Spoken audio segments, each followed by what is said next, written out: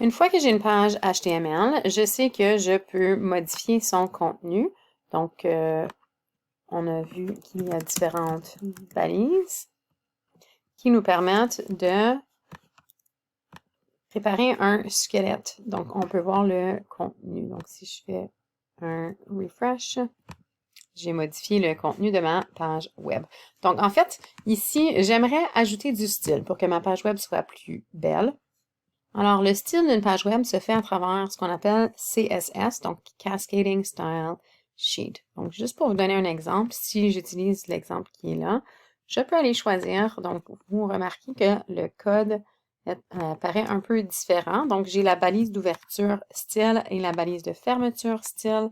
Et de là, je pourrais prendre ce code ici et le mettre dans le head de ma page web. Et on peut voir à l'instant que ma page web a de la couleur, mon titre est centré et ainsi de suite. Il y a deux façons pour moi d'inclure du style à ma page web. La première étant celle qu'on vient juste de faire. Donc, je l'ai mis entre des balises style. En fait, c'est plus pratique de, au lieu, créer un nouveau fichier. Donc, si je crée je vais prendre juste n'importe quoi, un document ici. Et en fait, je vais l'appeler style. Et on va changer son extension. En fait, ça devrait être enregistré sous un fichier .css. Donc, si je répète ça, tous les fichiers, style.css. Donc, le navigateur va comprendre que c'est un Cascading Style Sheet. Donc, si je colle en fait le même code, je vais juste enlever les balises de style ici. Donc, ça, c'est tout simplement du code CSS. Alors, au lieu de ajouter tout ce style dans ma page web, donc je supprime.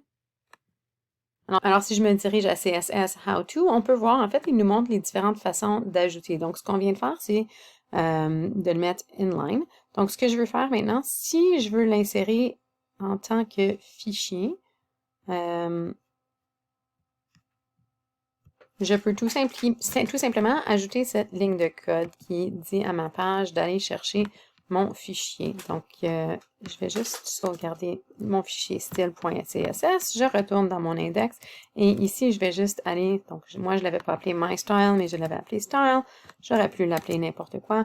Donc, maintenant, si je retourne ici et je fais un refresh, voilà mon site web encore une fois. Donc, si on regarde en dessous, on voit en fait que le code CSS, je l'appelle d'un autre fichier. Donc, allons voir dans le dossier. Mon dossier a maintenant deux fichiers, mon index.html et mon style.css. Vous pouvez vous imaginer que si je supprime le style.css et que j'ouvre ceci, mon style est parti.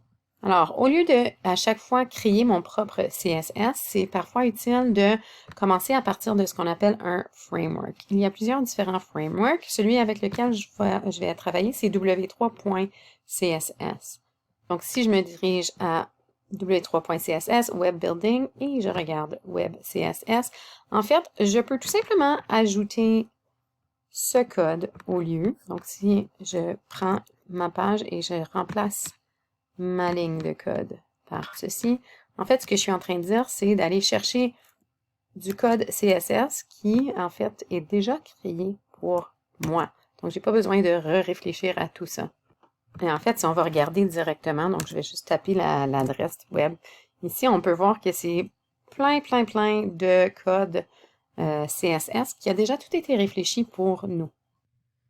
Donc, en fait, si je clique sur Try It Yourself, je peux, pour accéder au style qui vient de ce fichier-là, ce qu'on utilise, c'est ce qui s'appelle des classes. Okay? Donc, normalement, on va diviser le contenu de notre site web avec des balises qui s'appellent div. Donc, ce sont pour sectionner différentes parties de notre page web. Donc, si je prends ces balises ici et je les insère dans ma page web, en fait, on peut voir, donc je vais remplacer ce qu'il y avait à l'intérieur ici. Donc, on pourra voir si je sauvegarde et je fais un refresh sur ma page de tantôt. On va voir que ma page maintenant ressemble à ceci. Donc, je suis en fait en train d'utiliser des Cascading Style Sheets, mais on n'a pas besoin d'héberger le fichier puisque j'appelle un fichier sur le web qui est déjà créé pour moi.